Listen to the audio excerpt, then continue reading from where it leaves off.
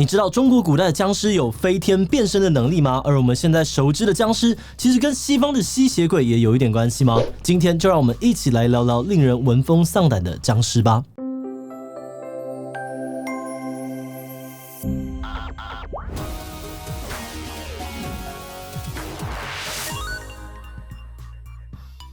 Hello， 大家好，我是志祺。这阵子台南市美术馆举办了一个亚洲的地狱与幽魂特展，意外掀起了热烈的讨论。尤其主要展出的3尊中国僵尸，更是让大家为之疯狂。许多网友看到照片，纷纷表示：哇，这不是我的童年阴影吗？看展时是不是要暂时停止呼吸，快呼唤九叔来帮忙镇压？而南美馆甚至还公开呼吁希望民众不要带桃木剑或是糯米进场。我们看到新闻，除了觉得很有趣之外，也开始好奇说：僵尸这个鬼怪是怎么来的呢？结果查完资料后发现，传说中的僵尸竟然跟我们想的很不一样，甚至现在的电视、电影当中的僵尸，很大一部分的样貌是近代才被定型的产物。那么今天就让我们一起来看一下大家最害怕的僵尸到底是怎么出现的吧。而开始之前，先让我们进一段工商服务时间。说到流浪猫议题，很多人可能都听过 TNR， 它的目标就是希望能够让人类跟浪浪和平共处。但对很多人来说，想要抓到猫猫，首先最大的困难就是没有适合的诱捕工具，或是不知道怎么使用等等。再加上台湾目前 TNR 相关的人力资源有限，所以流浪动物通报平台浪图就推出了一款货柜猫装箱 Captainer， 结集了外出笼、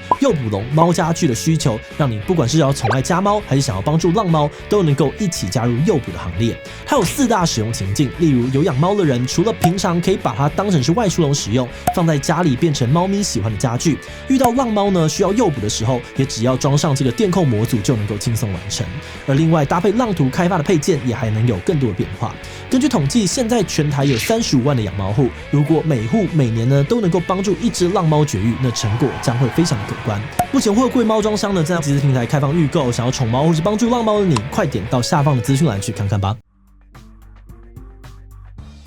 僵尸也被称作是僵尸，在中国古代呢，指的是死后却没有腐坏的尸体。在传统的观念里面，如果下葬之后尸身没有腐坏，通常不是什么好兆头。举例来说，以前在中国北方的某些地区，如果发生了干旱，当地人可能就会把问题归咎给僵尸，他们会挖掘别人的祖坟，找出没有腐坏的僵尸，再把僵尸烧掉来祈求上天下雨。而除了在文件当中可以看到与僵尸有关的民俗传统之外，在一些志怪小说或是乡野奇谈当中，也记录了一些光怪陆离的僵尸事件。在这些故事当中，僵尸通常是浑身长满了白色、绿色或者黑色的毛发，外貌十分的吓人。而不同的僵尸类型也差距很大，有的僵尸因为缺乏后代的供养，从棺木跳出来索讨食物；有的僵尸天性狠毒，时常跑出来滥杀无辜；还有的僵尸呢，拥有像是飞天或是变身等等的特殊能力。不过这些故事跟我们印象当中的僵尸还是有一点差距，对吧？这是因为现代对于僵尸的想象主要来自于一个很特别的民间习俗——湘西赶尸。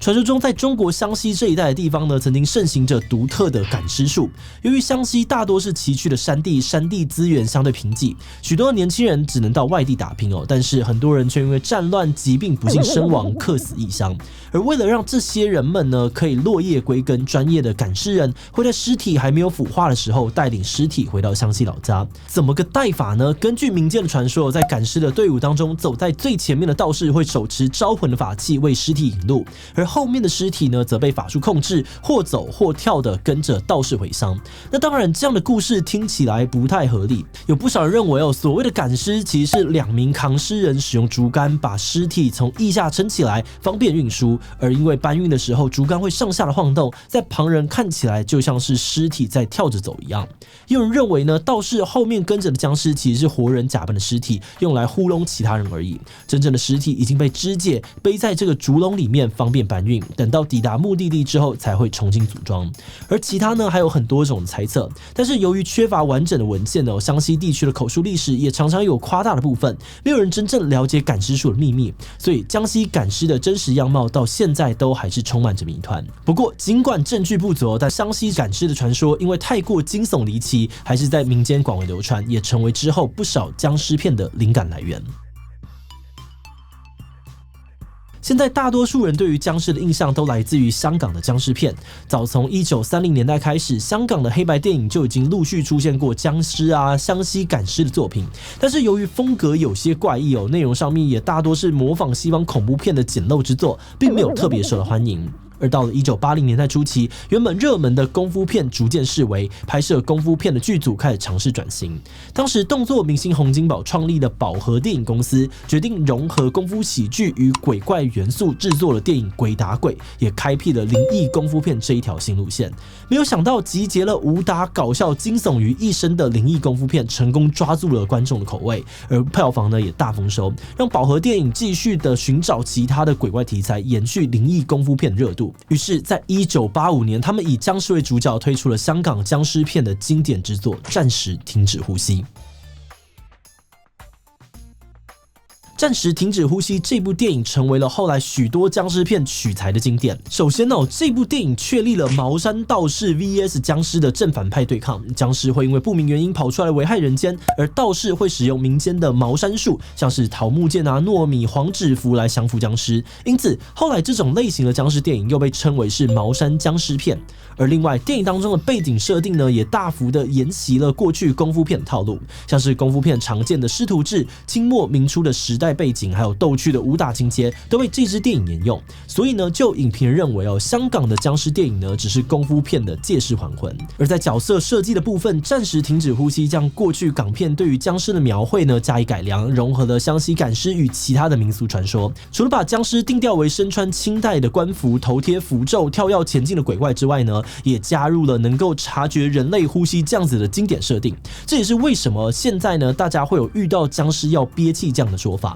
而另外，他们还参考西方恐怖电影把西洋吸血鬼的元素套用到了僵尸上面。许多吸血鬼的特色，比如说拥有利爪、獠牙、吸血时会咬人脖子，被咬到的人也会变身等等，都被这部电影沿用，成为了港片当中僵尸的特殊能力。总结来说，暂时停止呼吸结合了东西方的元素，创造了独一无二的港式僵尸，而也形塑了我们现今对于僵尸的认识。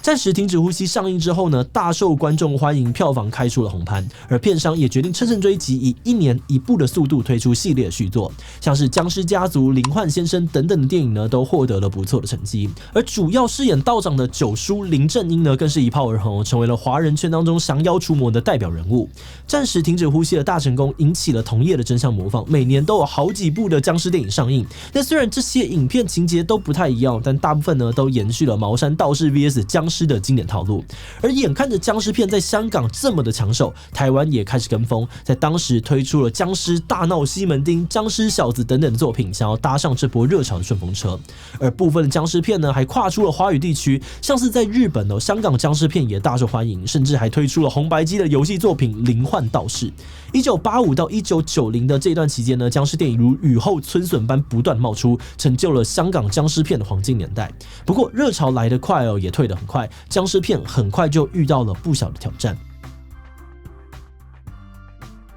由于不少人跟风制作类似的主题，也让观众开始感到疲乏。为了激起大家的兴趣，当时的僵尸片也不得不求新求变。像是1989年林正英自导自演的《一眉道人》呢，就引进了西方吸血鬼来一场中西大战。那虽然票房表现不错，但现在回头来看，这些创新的僵尸片都只是效果短暂的强心针，并没有办法挽回僵尸片的颓势。而到了1990年代，僵尸片已经很难引起大家的兴趣，变成某种程度上面的票房毒药。当时的片商也陆续将资金转移，跑去拍更受欢迎的赌片与武侠片，像是经典的这个赌神、赌圣、赌侠系列，就是在当时上映成为了下个时代的当红炸子鸡，而造就了一代传奇的香港僵尸片也渐渐的消失在大荧幕上，退出了历史的舞台。看完资料之后，我们一直在想灵异电影那么多，各种鬼怪的形象也一直在变，为什么港片当中的僵尸可以成为经典，甚至成为了中华鬼怪文化的代表角色呢？我们觉得在这其中可能有2个关键因素。第一个，暂时停止呼吸的热卖呢，其实让观众对于僵尸的想象定型，形成了一种框架，让后来的电影很难跳脱这部片的设定。而就像讲到武侠片很难跳出金庸小说的脉络，讲到魔法电影很难跳出哈利波特的世界观一样。暂时停止呼吸太过成功，让之后的作品选择重复相同的套路，让僵尸的形象不断的被复制贴上，进而强化了大众对于僵尸的单一想象。而第二个是僵尸的本土化。早期香港的这个鬼怪片呢，时常模仿国外的吸血鬼电影，总有一种说不上来的违和感。但后来香港发展的僵尸片呢，则是基于本土传说设计的角色，跟外国恐怖片比起来，不论是时代背景啊，还是场景设定，都有更多文化上面的亲切感。而再加上电影当中穿插的儒家思想啊、道教习俗，也跟不少观众的生命经验有所重合，也让这类型的僵尸片更容易引起共鸣，成为了华人圈整个世代的共同记忆。好的，那今天想问大家古今中外的这个鬼怪故事，你最害怕的是哪一个呢？我最害怕这个港片的僵尸还有我的童年呢有一点点阴影，比我觉得失速列车那种活尸比较可怕。C 比较怕某型娜这个红衣小女孩这种本土鬼怪。D 其他留言告诉我们吧。最后，如果你喜欢今天的影片，欢迎分享出去，让更多人知道僵尸是怎么出现的。此外呢，也可以点击这个地方看看台湾本土妖怪以及灵异事件的科学解释。那么今天的这一期就到这边告一段落，我们就明晚再见喽。